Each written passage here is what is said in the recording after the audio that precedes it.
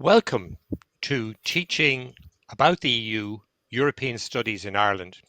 This webinar is brought to you by the European Parliament Liaison Office and the European Commission Representation in Ireland, and you are very welcome.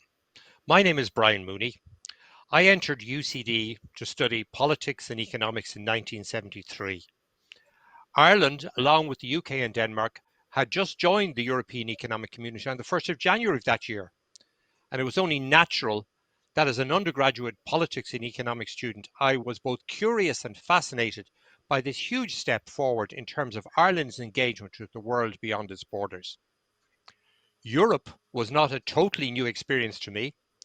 As a family, we had progressed from the annual trip to the beautiful beaches of Kerry in the 1960s to the adventure of travelling to France, all 7 of us packed into a Cortina in 1971. The blast of heat as we came off the ferry at Calais will forever be in my memory. During my studies in UCD, Maurice Manning, as one of my politics lecturers and a lifelong friend since, was particularly focused on exploring the political possibilities of our membership of this 9-nation bloc of nations.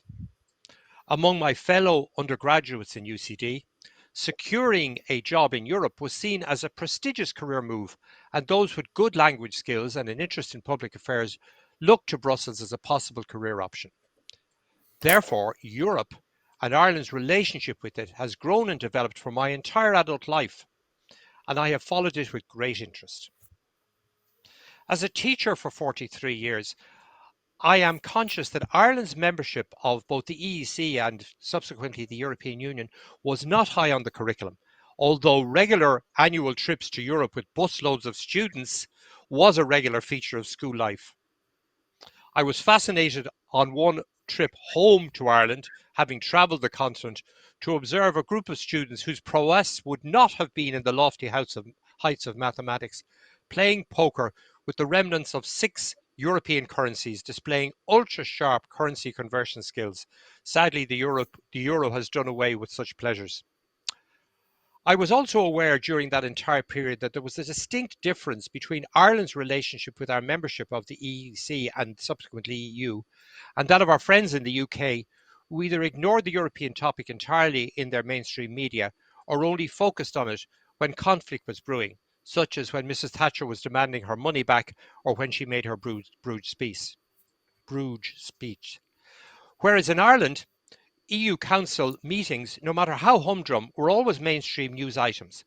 The fact that in the 80s and 90s the news was regularly about securing money did help to hold our interest, but since we have become net contributors, that interest has not diminished.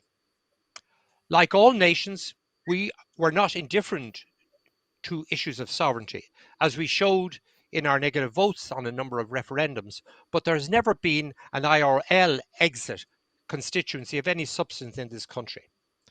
But that does not mean that if we saw the emergence of such a negative narrative as emerged in the UK, that we could not see a similar outcome over time in Ireland. Therefore, today's debate on how we expand and develop awareness within our education system of the actual reality of how the EU operates and how as EU citizens we can actively engage with its structures is a vital one. I personally am deeply honoured and privileged to have been asked to moderate this debate, and I hope that over the next hour or so we can identify ways to increase our young and not so young citizens' awareness of the inner workings of the European Union. So can I now start our debate by calling on the Minister for European Affairs, Thomas Byrne, to address us. Thank you. Díobh go léir.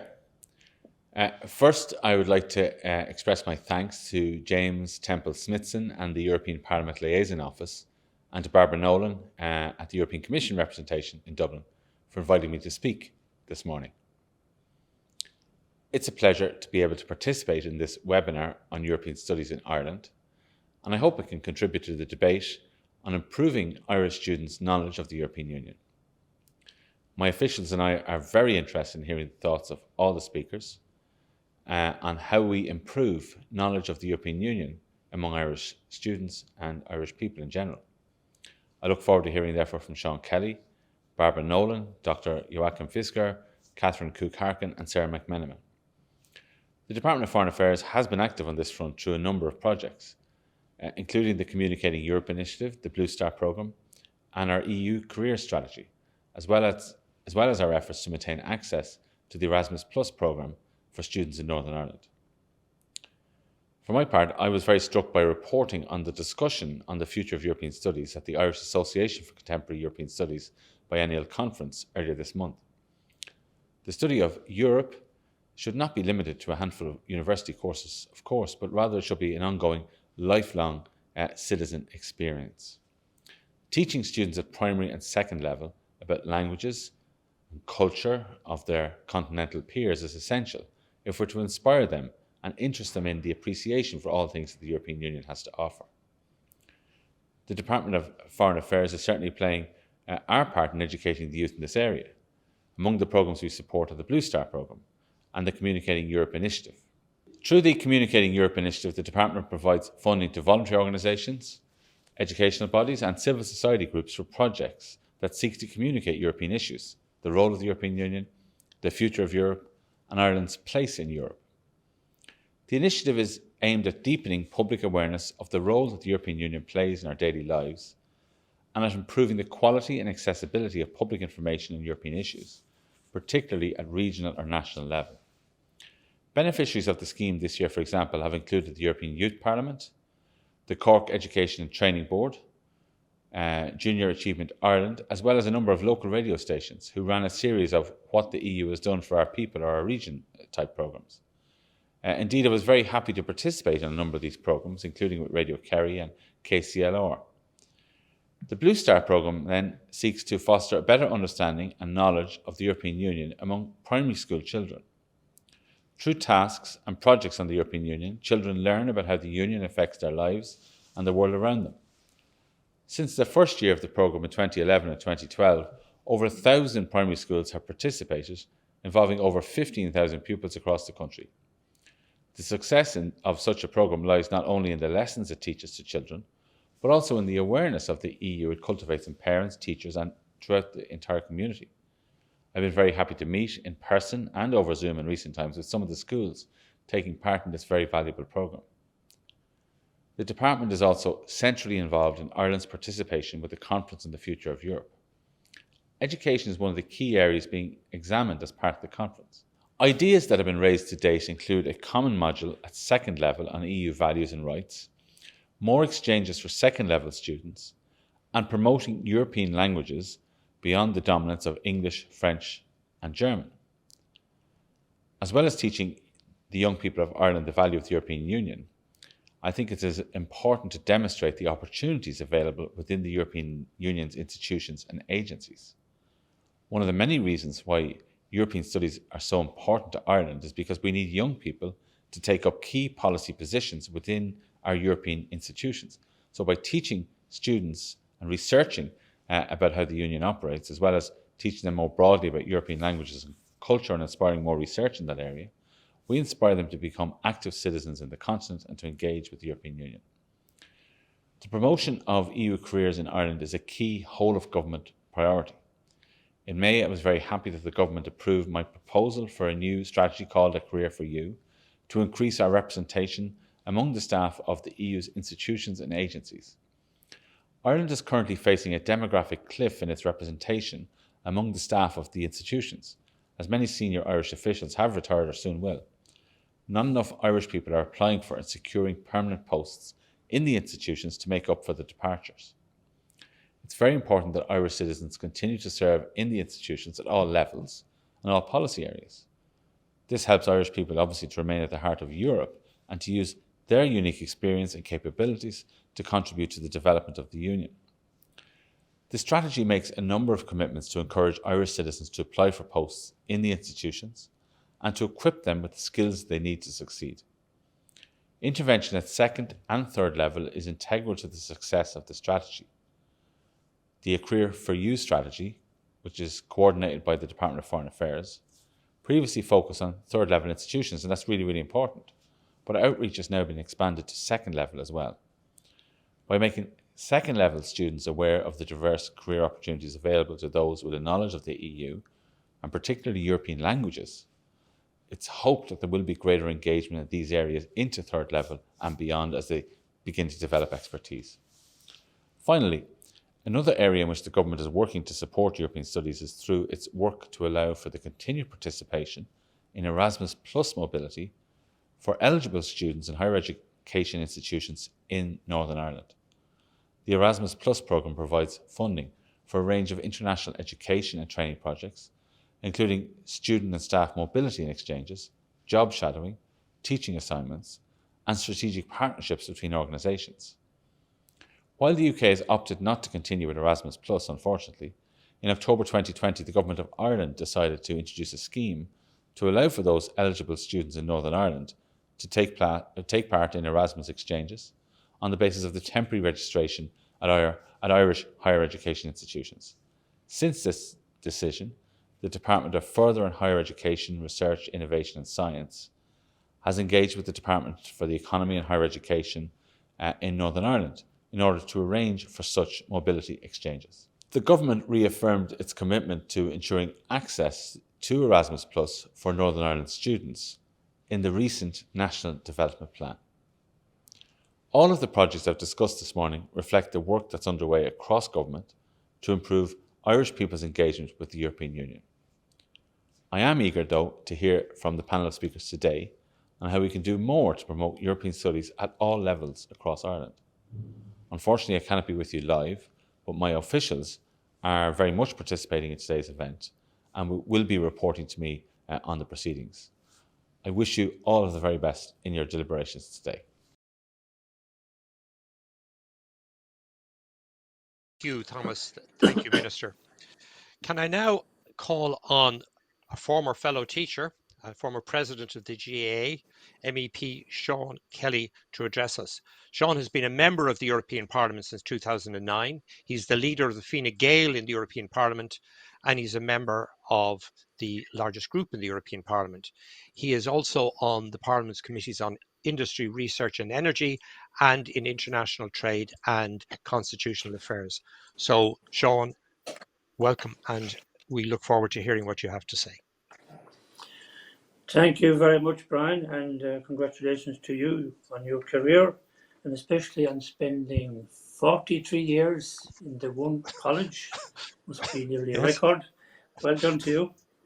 So, Minister and fellow participants in the panel, and particularly James and Barbara, thank you for the invitation to contribute to this event. As Brian was saying, an MEP since 2009 for Ireland South. Before that, I spent 30 years, first as a primary teacher. Many people don't know that. I taught primary school in Dublin, and then later a secondary school teacher in St. Brendan's College, Killarney. Therefore, education, and particular education regarding the EU, is very important to me. During my first mandate in the European Parliament, I was a member of the Committee of Culture Education, known as CULT. Although I'm no longer a member of that committee, as Brian said, I can continue to support initiatives that promote education as well as culture and sport, because there is no prohibition on members taking an interest and being active in different committees if they so wish. I'm a long-time advocate of the Erasmus programme, which the Minister outlined a few minutes ago. And as many of you may know, the programme was set up nearly 35 years ago to facilitate study exchange programmes for higher education students across Europe. Since then, 9 million people have participated, and it has been extended to include apprenticeships, researchers, teachers, youth workers and coaches, etc. And I was a member of CULT when all that was being discussed, and particularly renaming it to Erasmus Plus. And there's definitely an added value there in that plus. The benefits of Erasmus are numerous, including personal, social and professional development, and a unique opportunity to improve foreign language fluency. And that is something I think that we haven't put enough emphasis in Ireland in becoming fluent in foreign languages. And I certainly would like to see maybe a rejigging of our secondary school programme to ensure that the speaking of a foreign language is the primary achievement for somebody studying it after 4 or 5 years. And personally, I would like to maybe see even it being a subject on its own the older part of it, or else at least 50% plus of the whole paper at Leaving Cert. I think we have failed in that regard to a certain degree, and it was also a failure I noted very much in relation to the United Kingdom when they too were in the European Union. So I think that's an area we need to improve dramatically. It would also, of course, help to achieve what the Minister pointed out, getting more people into our institutions here in Europe. We haven't as many as we used to have, and that's a drawback. And certainly, when are we going to see the top civil servants in the EU coming from Ireland again? Positions that Catherine Day and David O'Sullivan occupied. So I think there's a challenge there for us, and especially with Brexit having happened, we are in a wonderful position, I think, to ensure that we are more influential in Europe, especially having more people involved in the institutions. I think also another missed opportunity is not using Erasmus to teach about the EU institutions themselves. Last summer, a UCC student, Jill Hosford, completed a research project in conjunction with my office that focused on the effects of Erasmus student exchanges on European identity and awareness of the EU institutions among Irish students. The result of Jill's work showed that a disappointing portion of students stated that partaking in the programme did not increase their knowledge of EU institutions. So that's not good. We must address that.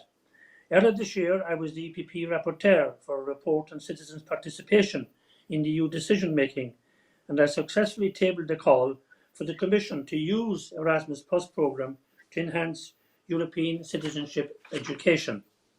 In this report, we also called on the Commission to launch an annual EU Olympiad competition on EU functioning and history for young people in order to boost interest, participation and debate on EU affairs. MEPs have a responsibility to contribute to European citizenship education by communicating their work and the work of the EU to their constituents. Bringing constituents to Brussels is of course a great way to make the EU real for the visitors. In the past, I've sponsored trips for a broad range of constituents, from teachers, farmers, business owners, charity workers, sports representatives, etc. I also organise an essay competition for transitional year students every year and invite the winners to Brussels. Unfortunately, such visits are currently suspended due to the pandemic, but I can see from my experience over the years that everybody who comes says two things. One, how they didn't hear about the great work the European Union is doing in Ireland, and two, that they were pro-EU more now than ever before as a result of the visits. So those visits are of paramount importance. I also, of course, visit schools and back home in Ireland and third-level institutions across my constituency to help teach our next generation about the works of the EU and the EU career opportunities. I'm looking forward to a Zoom call with a politics class in the secondary school in Carlow tomorrow, for example. Every year, a number of Irish students in Strasbourg undergo work experience in my office. I love taking them in. I also take on 2 graduate trainees in my office in Brussels each year, and at the moment I have one trainee from Enniskillen in County Fermanagh, Northern Ireland, Ronan Quinn. So they get to see up close how the European Parliament functions and the characters involved. Several former interns are now working in the EU or in the diplomatic service. I'm not sure is that a result of working in my office, or is it because of the opportunities they have been working in the EU. But certainly I'm very proud of all the interns, how they have got on to great jobs subsequently. Of course, brilliant work and teaching about the EU is being done by the EPLO and the Commission representation in Dublin, and we will hear more about this from Barbara, Catherine and Sarah. The very positive impact of the European movement and the Blue Star programme has also been recognised, and rightly so. And indeed the Blue Star programme was awarded the European Citizens Prize a few years ago, which is a great accolade for them because of the work they do in promoting EU values and raising awareness about the EU in their schools. Briefly, and to conclude, I'd also like to highlight and thank the guides that run the European Youth Parliament, the Big Friendly Guide to the EU, and all the other EU education initiatives for all the work they do. As with many issues, a lot of work has been done, and a lot of work remains to be done. I look forward to the rest of this discussion and hearing your ideas on how we can expand the offer of EU studies across all levels in Ireland. Thank you very much. Thank you very much, Sean. I must say I concur completely with you. I had a number of trips to Brussels myself in my Irish Times education columnist role when Sean Flynn, my former ex-colleague, encouraged me to go there, and I must say it really increased my energy and enthusiasm for the community. So it's a very positive development. Can I now introduce Barbara Nolan to us? Barbara is the head of the European Commission representative in Ireland since May 2021. She previously served in this position from 2010 to 2016. And prior to that, she was in charge of the fundamental rights policy in the Justice and Consumer Directorate General for the European Commission. And I would now ask Barbara to address us. Thank you very much, Brian, and good morning, everybody. I hope I can bring some insights today, being a commission lifer myself, and having started out on the road, following also a degree in politics and economics in UCD, like you, Brian, to going on to study in the College of Europe in Bruges in Belgium, and then a career in the Commission. And I'll come back on some of those steps in terms of those who want to pursue a career in the EU institutions. But maybe first of all to look at why is it important that we teach about the EU? Well, I think many of us would agree that Ireland's membership of the EU has probably been the most significant step that the country has taken since independence. EU membership has been transformational.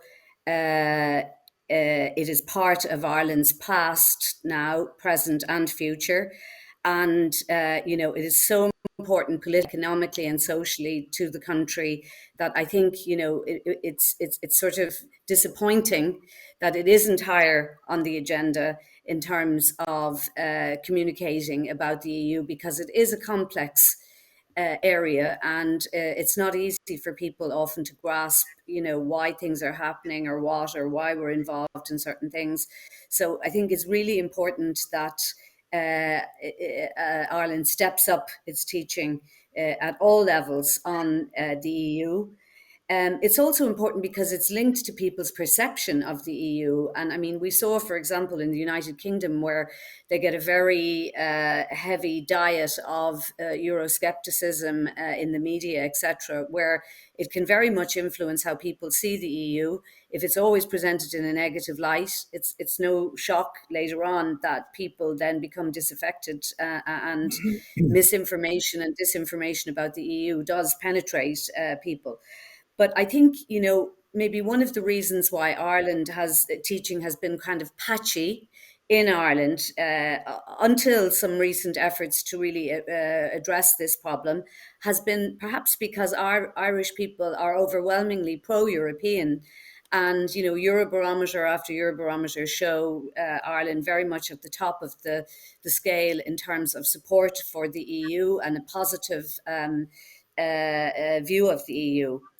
But, I do think that it goes very much with the languages issue. And I'd like to thank Sean Kelly for making that point quite well, which is that, the two go together. Teaching of the EU and teaching of foreign languages, the two of them, you cannot separate them. Just because Irish people are English speaking, and it is the lingua franca in a way, also in the Brussels bubble, doesn't mean that that's enough. You have to be able to communicate with people in other languages as well.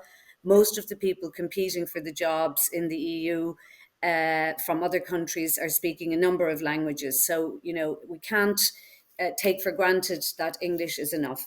But maybe just to briefly outline what the Commission has been doing to try to improve knowledge and awareness about the EU. We have, first of all, some really good resources, publications, and online resources which explain almost everything you would ever want to know about the EU. And I would really recommend that people consult our Commission representation site to access a wide range of material, both in Irish and in English. We also have, for children and teachers specifically, the European Commission website has a dedicated learning corner. It's called Learning Corner, which has a great selection of activities, particularly produced and targeted for specific age groups. We also link in with the Blue Star programme, which was mentioned by Minister Byrne, and support the Blue Star programme, which is a great initiative at the primary school level. And we've been, enthusiastic cooperators with this programme from the outset. And just this year, the representation launched a new 25-minute video about Ireland and the EU for secondary schools called Me, You and the EU, which you can view on our website in both English and Irish. So there's lots of resources and materials available. That is not the problem. In the field of European studies at third level, Sean mentioned the Erasmus Plus program and how supportive that is of teaching, both also exchange programs, cooperation between universities, and in fact the Commission's Jean Monnet program, which is a sub-program of Erasmus Plus, supports teaching, learning and research on EU affairs. And there's now Jean Monnet chairs, professorships at UL, UCC, UCD, TCD and Maynooth University. So that's quite well spread across the university sector in Ireland. Irish universities have also been successful in securing Jean Monnet grants for teaching and research, including a recently awarded new teacher training grant for UCC. But of course, we need to stimulate more interest in courses at third level on EU affairs. I mean, I think at the moment there are only 2 universities in Ireland really teaching specific courses on EU affairs, which would be, I think, quite low in terms of if we compare with perhaps other countries in the EU. Just a word about EU jobs, because they mentioned it, and it is important. He's right in that Irish officials in the EU institutions are reaching a certain demographic cliff. We need, the Commission draws upon all of its member states and so does the Parliament, to staff the institutions, the EU civil service, if you like, the good news for Irish people is at the moment, because the Irish language will become a full EU language from January of next year, there is a big demand currently for people with Irish language skills to work in the EU translation service. And indeed, at the moment, the European Court of Justice has a call for candidates for an Irish language lawyer competition, lawyer linguist competition. The deadline is the 21st of December for anybody listening who is interested. But I mean, leaving aside the Irish language, which will have a very, very equal status now soon in the EU. The reason it's important is that to learn EU language is not just to pass EU competitions and become EU civil servants, but it's also to be able to operate in the EU single market. I mean, Ireland is a trading nation. It's a small open economy. And, languages open doors to dealing on a professional level with other people, trading, also obviously to the whole cultural exchange. And teaching more EU languages at schools, particularly starting early at primary school, when children are like sponges, pick up languages very quickly. I mean, it's often said that people learn languages too late in Ireland to really be able to master them very well.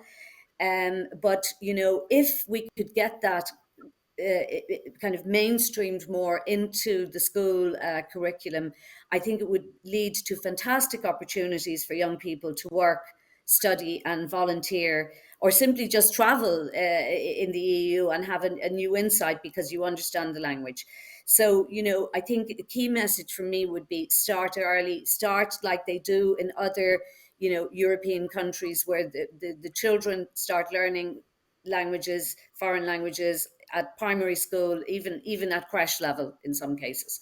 So, just to say that, the government's new career for EU strategy, which is led by Minister Byrne, which he mentioned, which is very good and seeks to give fresh impetus to all this idea of getting Irish people aware of EU studies and also EU language.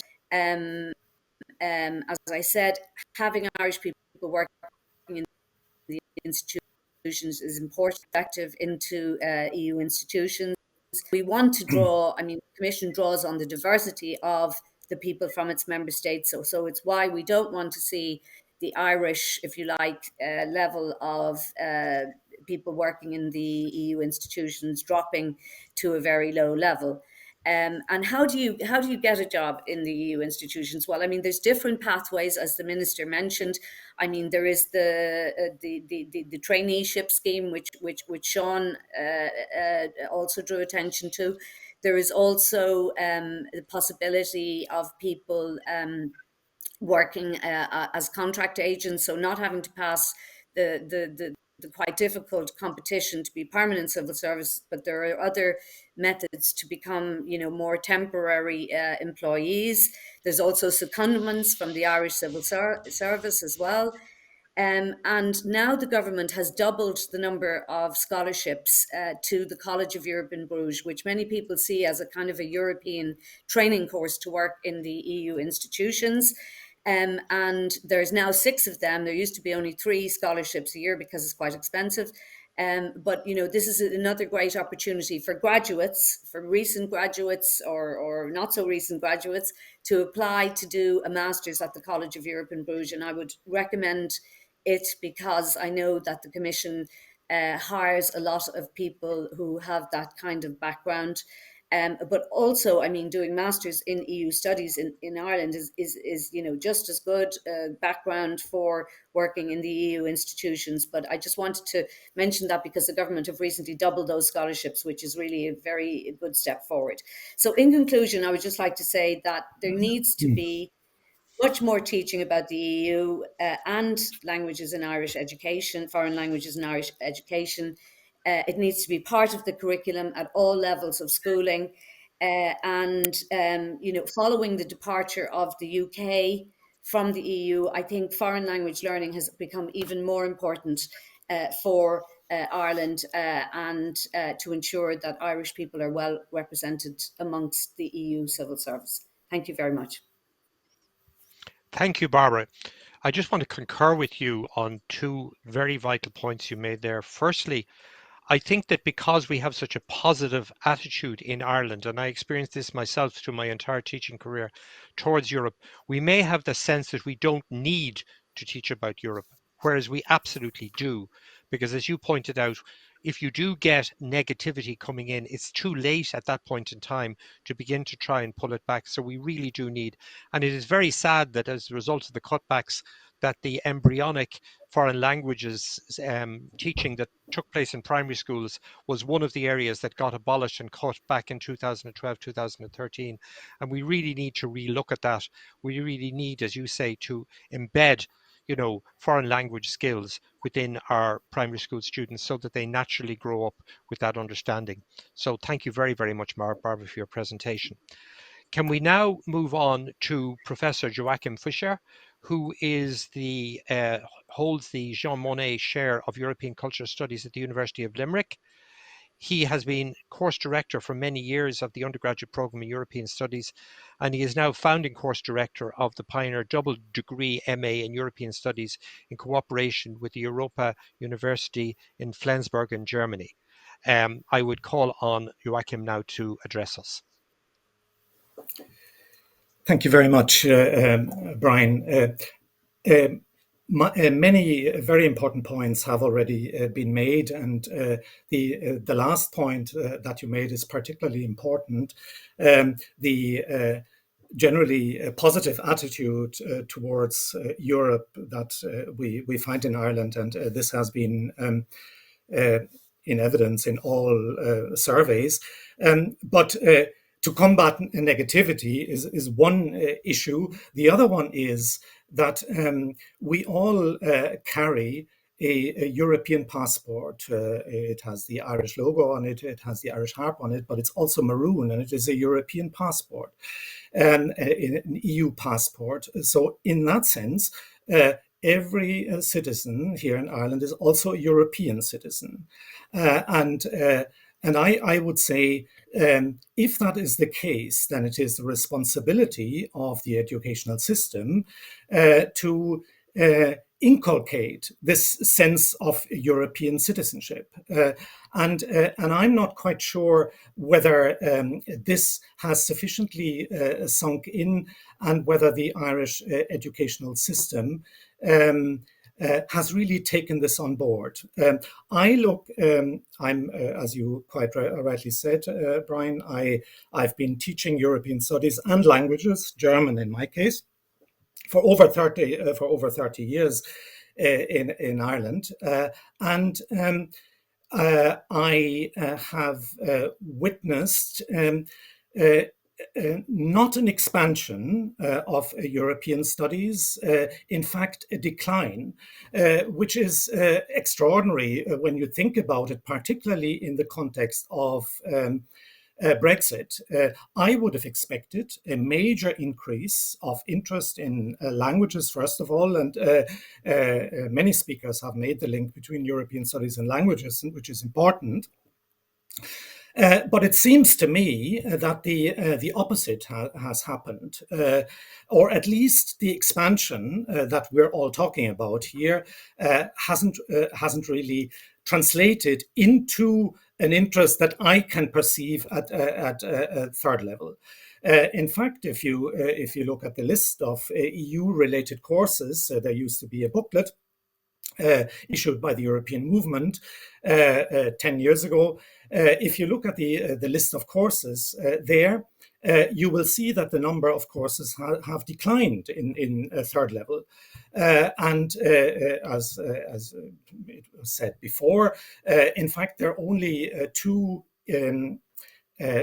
CAO-listed European studies courses left, our own and the one in Trinity. That's not to say that there is no other EU studies taking place in other universities, but the visibility has declined, and it has declined, in my view, because the demand isn't there. And this is in my view, an outcome of an educational system that doesn't seem to generate the interest in the European Union that we would like to see. And in this sense, I think it is worth looking at educational policy here, because this is written by the Department of Education. And one of the most recent documents, which is only just being discussed, is actually quite interesting. And it is a wonderful new curriculum for primary schools. And I'm very impressed with it generally. But also because there is an area called active citizen, or being an active citizen in it, which is also a very positive development, apart from languages coming back into primary schools, which is also wonderful. But there is a sentence that describes active citizenship, and it says, and I'm quoting from the draft document, this competency develops children's capacity and motivation for active and meaningful participation in society at local, national, and global levels. I actually have a bit of an issue with this, to lump everything that is not national as global. And this is a trend that I have perceived in third level as well. Our international office was renamed Global Office. It seems that the European level has disappeared and has merged with a global level. I feel that this is problematic, because our membership of the European Union is not of the same quality as our link, say, with China, with Singapore, which the global level seems to insinuate. And I think now is the time that we are facing the Brexit fallout and ever increasing direct links with the continent economically, but also I see culturally. Now is the time to perhaps really seriously revive or review the place of Europe in education, particularly at primary and secondary level, because this is where the interest is generated. I only see the result, as I said, whatever needs to happen in generating interest, and not everybody is going to university anyway, has to happen at a lower level.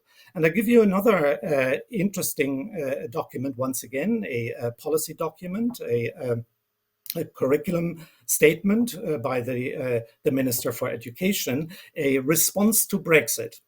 And this is out of a document that was published in 2019. And the response of the department to Brexit was, we will maintain and progress collaboration on a north-south and east-west basis to ensure that the education and training system is maintained, and in particular, that the peace dividend experienced since the Good Friday Agreement can be supported. All very valuable and important ambitions, but it seems that the European dimension of Brexit, what are we going to do about Europe? How are we intensifying? How is the intensifying link with Europe being reflected in the educational system? This doesn't seem to occur in this particular document, and I think, in my view, there needs to be a kind of a more public debate about the role that Europe and European citizenship has in Irish education among policymakers, but also the general public. And this is a question that is very closely linked to the question of language teaching. And previous speakers, Sean Kelly quite rightly said it, and Barbara Nolan as well. Languages are key, and if we want to make use of the huge opportunities that are now open to Irish citizens in the context of Brexit, and let's not forget that Brexit is a huge problem. It throws up all sorts of issues for Ireland, but it's also a huge opportunity. It allows us, quite separate from Britain, to create our own direct link with the continent and with the EU, opening up all sorts of new possibilities, which we also have because we're native speakers of English. But we, in order to be European citizens, we need to up our language teaching because at the end of the day, the English is only the native language of 1.5% of the EU's population. So if we want to become European citizens, we have to engage to a much more intensive degree in language teaching. Last point, the language strategy has already been mentioned, a wonderful document, once again, which I totally agree with, but it came out in 2017. I'm afraid not much progress has been made on on language teaching in second level, and I can report on third level, which is also mentioned in this document. We're going to miss all the targets set. We can say that this is partly COVID-19. There is a factor of COVID-19 in it, but we're going to miss all the target. 10% of our courses, third level courses, were supposed to contain a language element. There is no way that this is going to happen next year, because this was when we were supposed to reach the 10% level. In other words, and I'll conclude, the materials are there, which Barbara Nolan mentioned. The EU is doing its very best by all its programs, but I am not quite sure that the Europeanization of Irish education has happened to the degree that we would like to see. Thank you very much. Thank you very much, Joachim. Can I just respond to 2 points that you've made, and also to pick up on the issue that we spoke about in terms of Irish people's interest. Going back to my own experience in university in the 1970s, you know, the opportunities to work in Europe was seen as a huge plus, because obviously, you know, the Irish economy at that stage was a tiny economy in relation to what we have today. And I think that as the Irish economy has grown and opportunities have grown, people's awareness of the opportunities in Europe have been less, how would I put it, in the forefront because of other opportunities that are there. And in relation to what Joachim was just saying there in terms of the awareness, I'm reminded of Mary Harney's comment about Boston and Berlin a number of years ago, and where Ireland actually sits. And the truth of the matter is, as she was possibly alluding to, was that Ireland did sit at that time very much at the centre of the Anglo-Saxon culture, Ireland, the UK, America, Australia, New Zealand. But Brexit has changed all that. Brexit, by virtue of the fact that the UK has left the European Union, has now placed us in a situation where, without us actually actively making a decision, we have decided to stay within the European Union. And the effect of that, as I can see in my own work, has been dramatic. If you look, for instance, in the current year, there are 2,200 Irish students studying through UCAS in the UK system, but 850 of those are studying in Northern Ireland from border counties. That means about 1,300 people have left the island to go to Scotland and the UK. 970 Irish students have started undergraduate programs alone in the Netherlands this year. The number of Irish students now studying in European universities has gone to more than the number of Irish students who are going to the UK. That is a huge change, and it has been doubling every 2 years for the last number of years. We also have had a dramatic change in terms of the number of European students who are now coming to Irish universities because of the result of Brexit. In 2020, about 2,000 students in Europe applied to come to Irish universities. This year, 5,500 did. 2,500 of them got offers from the CAO. And 870 of them are now studying in Ireland this year as first year undergraduates. That's up from 300 from last year, which means we're now beginning to see European young people coming to study, because obviously the cost of going to the UK with international fees, about 30 to 40,000, has driven them towards Ireland. And we've seen with Rosslare the growth in trade directly between Ireland and Europe. So even though we haven't consciously made a decision, Joachim, we are actually, by virtue of Brexit, being pulled inexorably into a European identity. So that the question that Minister Harney asked some years ago about Boston and Berlin might, a number of years from now, come with a different answer, because I suspect the answer was Boston in her time, and the answer may well be Berlin in 10, 15 years' time.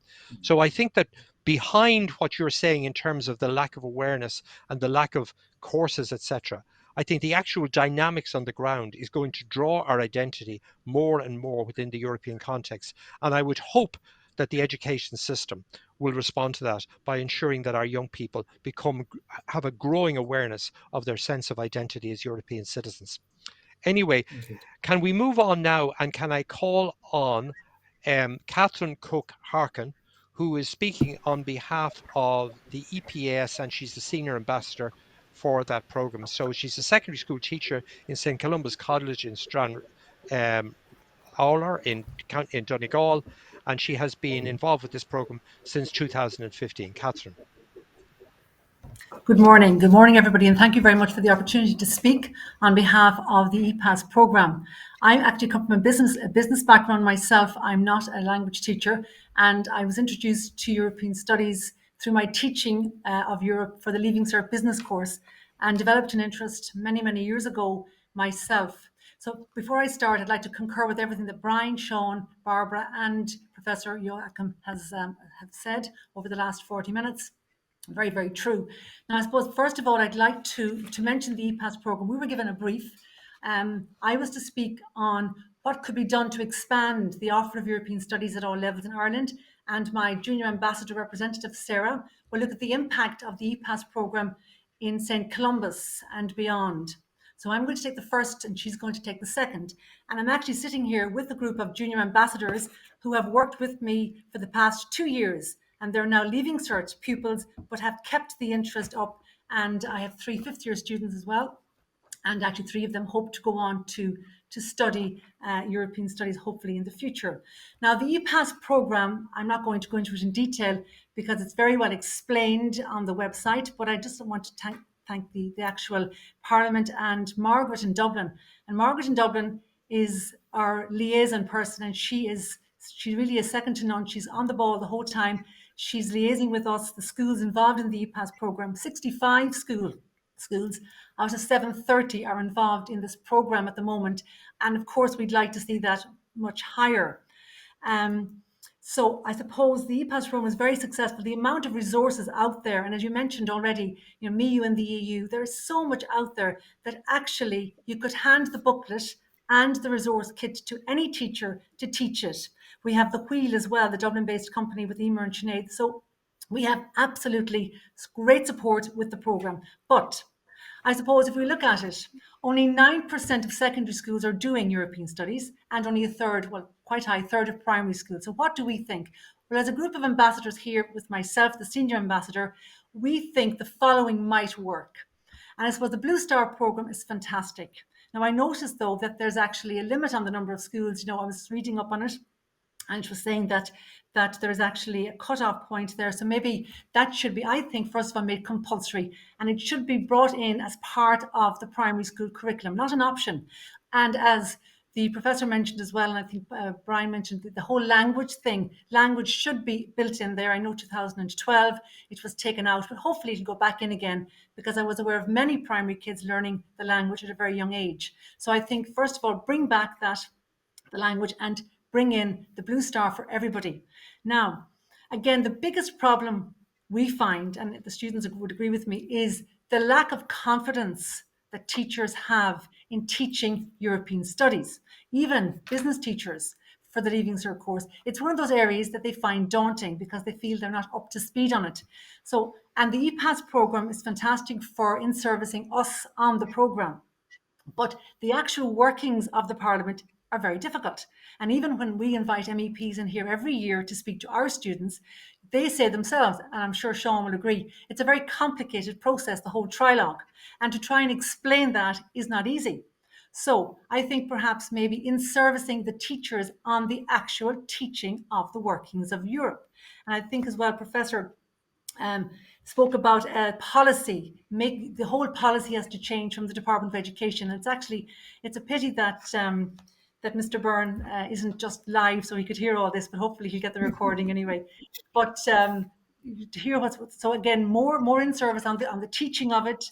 I think as well, what we have done in the past, we have built, and Sarah will talk about the students actually teaching the programme here in the school to our junior students. But I think we could build up links between transition year students studying it as part of their curriculum and primary schools, where they actually go out and teach the programme under the direction of their teachers. And we have done this with Spanish over the last number of years because we're linked very closely to a primary school, and the students were able to go down and they took a module in Spanish and they taught the primary school children. And I think when little ones see, their peers, maybe older sisters and brothers, or teaching, I think they take it a lot more seriously as well. I think as well we have to make it more attractive for schools. In when I talk about a monetary, now I came into the EPAS programme in 2015, but actually I have been involved in European studies for over 20 years. And I don't know if maybe Professor Joachim might remember the old European studies course, where we were linked, the Department of Education in Dublin and the Department of Education in the North, actually had a joint venture where schools from all over Europe, the North and the South, were linked together on projects. It was a project-based programme, and every school was given a £500, that shows how far back we're going, grant to help run the programme in the school. So students might be able to go to Dublin to see the Parliament offices, like we're in Donegal here, and a bus to Dublin is, we're talking €700-800. So it's expensive for us to travel. We're up here on the periphery, as the students keep pointing out.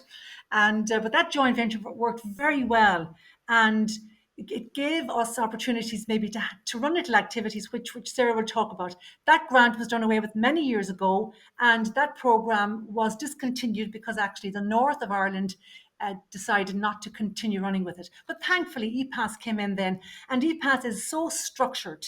But again, it allows this huge potential to make it what you want to make it. You can make it as wide or as narrow as you wish. And I think as well, maybe to have an association of European Studies teachers like we have for the Business Teachers Association of Ireland or the Maths teachers, I think a European Studies would be a very, very good idea to have an association. The students as well feel more collaboration between schools in Ireland and abroad. And I know we have the e-twinning and we have the Erasmus, but again, more just working here on the ground with students. And because Zoom now is so accessible, it's not like when we couldn't use the system, we now have Zoom at our fingertips, and it would make it a much more realistic. And I think as well, we teach it in module form. I think it's not something that you can just drag out for a year. So it fits perfectly into transition year in a half a year, which we're doing this year. We've also done 12-week modules for 2 classes a week. And we teach the 4 strands of the Epas program, which really cover everything from the history to values to having the European information point, which Sarah will talk about. And I suppose the next most important thing is having the same team of teachers. So I think in a school, rather than, and I was talking to my own principal about this morning as well, and he was saying, he agreed with me on that if you just hand this out to a teacher this year and a teacher next year just to fill a timetable, it's not going to work. Whereas you have a teacher, I suppose like myself, involved for 25 years now, I'm building up my resources, I'm building up my expertise, and I'm in control of it. I feel confident, because I think that's the problem. Confidence and enthusiasm. And if you have the confidence, you'll be enthusiastic to teach it. So keeping the same staff, maybe a team of staff teaching it. And just maybe to finish off on 2 things then, the Comenius, which is one of the programs run by Lergus here in Dublin, and so just maybe to make it more accessible, it's very complicated, a lot of red tape attached to it, make it simpler. And lastly, Trinity, 566 points to European Studies seems awfully high, and they think maybe it's very narrow. Maybe to pick something like European Studies, we need to maybe broaden it. Thank you very much. I'm sorry I went over time. Pass you over to Sarah. Well, now that we have listened to all the old phobies, let's listen to the people who actually matter in this, our young people who Sarah is speaking on behalf of, the people who are actually going to build our relationship with Europe and are going to populate our institutions in the years to come. So Sarah, please share your wisdom with us. Hello, so I have slides, I think, that are going to go up now. Is that, yeah, there we go, that's it there. Just the back one. Okay, so hello everyone, good morning, my name is Sarah, and I'm delighted to be speaking at this conference today, and I suppose representing all of the junior ambassadors here in St. Columbus, but equally throughout the country. And before I start, I'd just like to reiterate everything that's been said already this morning, both by Ms. Cooke in her past speech, but also by the Minister, Sean Kelly, Barbara, and also Joachim. So I suppose what I'm going to talk about here is I'm going to discuss the impact of the Epas programme on St. Columbus and how we as students feel that it has impacted us, but equally what we do in St. Columbus to try and bring the European Union to life for our students. So I suppose it starts generally in TY, where we run a first year quiz. So junior ambassadors volunteer themselves, and these are students who have a particular interest in the European Union and wish to take it further than just learning it in our classes. And they organise a quiz, and this quiz is done with first year students, and I suppose it really just exposes them to the European Union at a very young age. It's a very simple general knowledge quiz. It doesn't require high yield EU information to answer the questions, but it just kind of fosters this interest that then hopefully will be transferred in transition year. So I suppose as well, every year the students do something different. So it's not that we cover the one curriculum all the time. It's really whatever the students in that year decide that they would like to do. So for example, I'm now currently in Leaving Cert, but whenever I was in TY, we organised a mock European Parliament or a Euroschool a day in the school. And this really was a accumulation of really months of preparation, both from us, the organising team, but equally all the students that were taking part. And this was upon the back of coming back from the European Parliament in Strasbourg, which we were lucky enough to attend. And I suppose I really do agree with Sean Kelly and Brian Mooney that attending the European Parliament gave me a really great insight into the workings of the Parliament, but equally it made me realise that being a European citizen means much more than just sort of sitting in your classroom in Donegal. It makes you realise that you're part of something much bigger than, you know, just what we're learning about in school. So this really was a huge day, and we started off with a European breakfast, and we then split into our committees, but we equally had all of our MEPs from Midlands Northwest who attended the event. So Mairead McGuinness and Matt Carthy came in through Zoom, but equally Luke Ming Flanagan and Maria Walsh attended in person as well, which was really great because it sort of made the students realise that politicians aren't these sort of lofty individuals who you never hear from, but they're actually, you know, they're working with us and, you know, they actually want to listen to what we think. So that's not really relevant at the moment. Sorry. So as well, our ambassadors divide into groups because, you know, it's very difficult to organise things with just this huge group of people, because really we always have a lot of interest in becoming a junior ambassador. So we divide into like a social media team who organise the info point, which is necessary for the Epas programme. And this is an example of our social media team, and they put this on our school's Facebook page. And this is a really a big part, especially during lockdown whenever the schools were closed. But we also had an events team, a quiz team, public relations and teaching. And I suppose this is a image here of some of our TUI ambassadors from last year teaching the third year CSP about the workings of the European Parliament. And here more is just a few more activities that we've taken part in. So we've done a European food morning, and that generally coincides with Europe Day on the 9th of May. We've also done a celebration of European sport, where first year students got the opportunity to try out loads of different European games, which was a really great success. And that was last year after the students came back from the lockdown. And we also painted a map of Ireland, and there's also a map of Europe in our canteen, which unfortunately we don't have a photo of on the slide. And I suppose that's what we've done in the school, but well, what impact has this had on our students? So students then really get an interest of the European Union in school, and then a lot of them actually take their interests outside of school. So for example, we've had last year 2 students went to the European Youth Parliament, and Ella McMenamin, who's actually sitting in this room today, she is now representing Ireland in Serbia in March in the European Youth Parliament, and is involved with organising the event. And then, sorry, I think the slides are after going there. Oh yeah, that's better now, thanks. But we've also taken part in the Model European Council, so we came first and also third in that competition, which was a great success. And I suppose I'm after realising, after going way over time, and really 2 minutes isn't enough to air all of our students' views. And really, we'd like to see a panel where all European ambassadors come together and start discussing, well, what do students think? Because after all, we're the people that this programme is affecting. And I suppose looking then at St. Columba's, well, what's our legacy of the European programme? Because no matter how much an individual engages with the programme, there's a formal assessment at the end, and that's 40 questions on European facts that you have to answer. So everyone does get something out of the programme, and it really has been a huge success because we've had past pupils who are now doing internships in the European Parliament. We've got students who are really interested in going off to study European studies, both in UL and Trinity.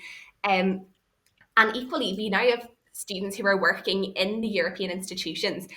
So I suppose that is my speech, and I hope that you have sort of realised, well, that the Epas programme can be as broad or as narrow as you want to make it, and that there really is so much that it encompasses. And, you know, what we have been doing here in St. Columba's has really proved to be successful in the past.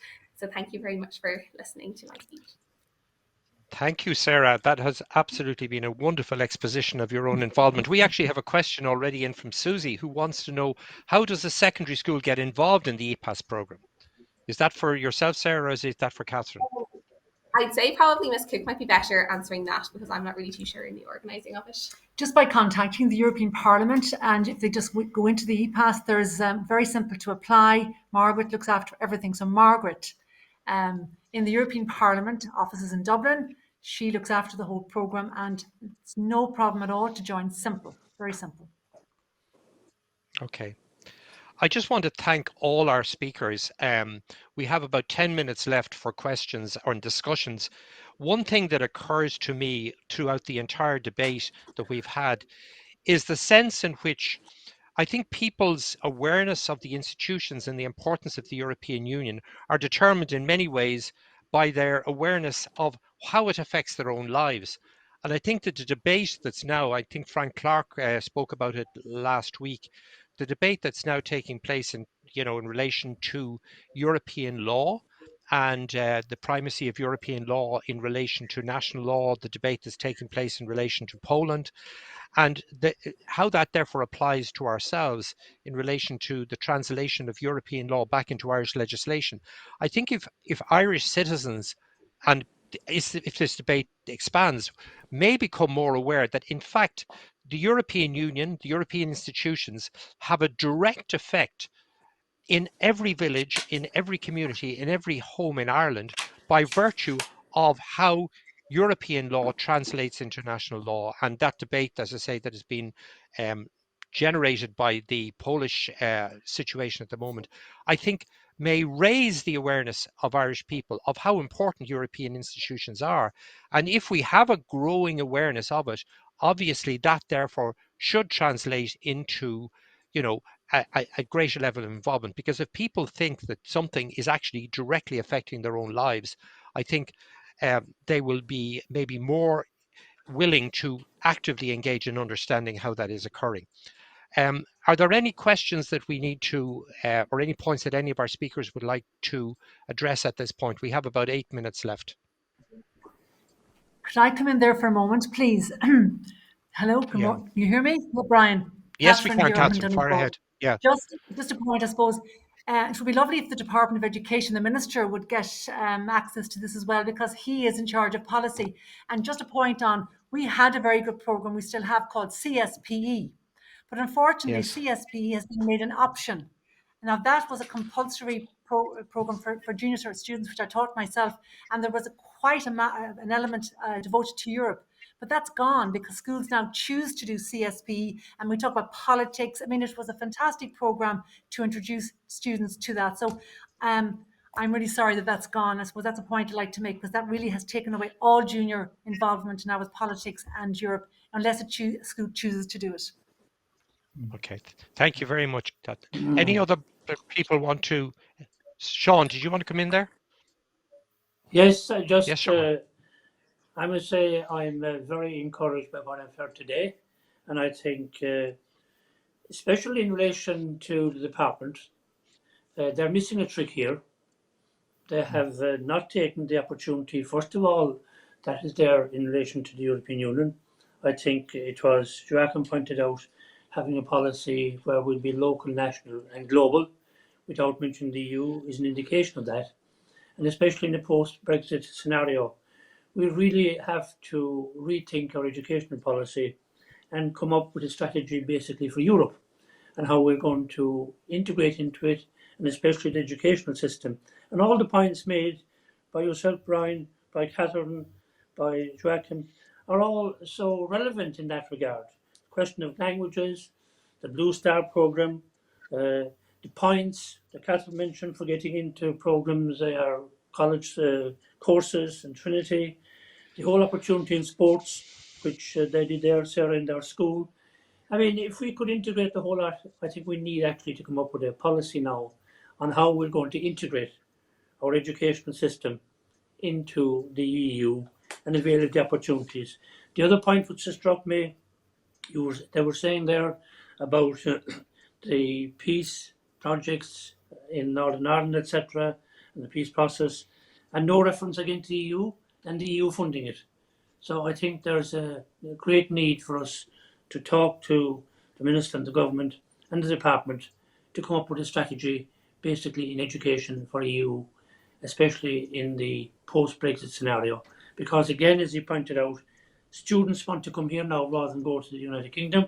How are we going to avail of it? That went from 300 to 800. I would like to see that going to probably 8,000 and 9,000 in the years to come. But have we a system? Have we a policy? Have we a method to do it? These are opportunities that they're at our feet, but we must take them, and we need joint thinking. Because the teachers are willing to do it, the second level, primary level, and third level, but we need this policy, and I think I must bring that message back to the government from today. Thank you very much. Thank you very much, Sean.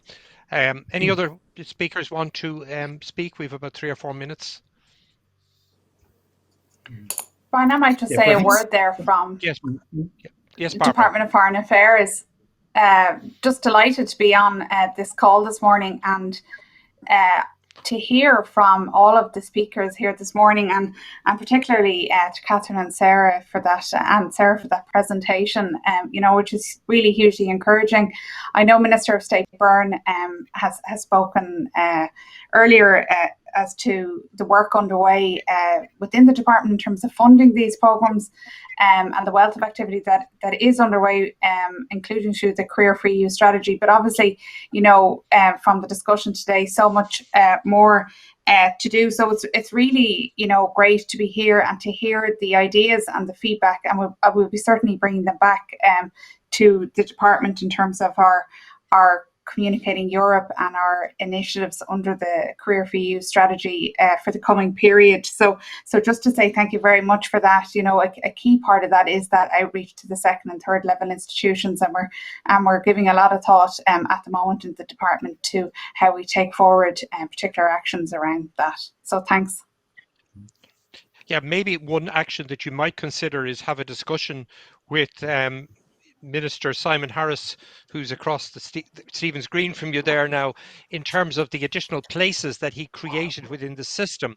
Obviously, my expertise would be in the CAO point system, and if the points are in the high 500s, it's purely a reflection of the fact that there's obviously a tiny number of places available on those programs. If Minister Harris were to actually fund directly specific number of places throughout the universities that was directed at European studies, those places would therefore become available, and therefore the points entry would be much lower, and therefore students might be encouraged to do so. So that's a direct function of the new Department of Further and Higher Education if they were to actually address that directly. Have we any other speakers who want to wrap up? We've about, yes, Joachim, you wanted to come just one brief point, and this is something that Catherine said, and I think is very important. The space for European studies seems to be declining, and that's what teachers tell me all the time. Oh, we'd love to do it, but there is no space for it. And I think that is a fundamental question. Where is Europe supposed to happen? And in my view, that's a bigger question than just kind of compartmentalizing or putting it into a small corner. And Epas is a wonderful space, but I think it is a bigger question. One could say that Europe should happen everywhere. And I give you one specific example. The modern languages, of course, are a key place where Europe happens automatically, But there is also the question of English, the subject of English. If it is true, as it is, that English is the lingua franca of the European Union, one would expect some sort of European element in the curriculum of English, and it's not difficult to find it. You could do, say, travel writing. You could do a bit of comparative literature, the influence of European literature on Irish literature, and so on. And this is perhaps a question that all subjects could ask themselves, is there perhaps a way of increasing the European dimension in these subjects? It's obvious in business studies, history is another one, but perhaps all the others could have a little bit of a space for Europe if it was created, if it was allowed, within the sometimes very narrow confines that the department sets schools, and this is perhaps a question that I would also like to pose. to Okay. policymakers. But can I ask the question which I raised there, which is, if, Sean, within the European Parliament, where you legislate, you are constantly passing laws which are then applied to each nation state, which then have to be translated into domestic legislation. Do you think that the lack of awareness on the part of the general citizenry of that process is in many sense one of the reasons why we kind of take Europe for granted? We have a positive attitude towards it. Is there a lack of awareness of how important Europe is in the gradual evolution of our society, how we regulate ourselves both domestically and as part of the European Union? And I think that the interest in Europe and European institutions would grow exponentially if people were aware of just how important a role that you, Sean, play and the institutions play. Would you like to respond to that, Sean? Yeah, Brian, absolutely. And one of the key points there is that all the talk is about passing bills in the Dáil and so forth.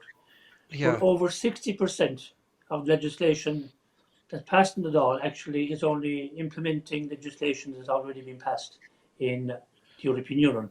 Just to give you an example, I was in charge of the renewable energy file for the European Parliament.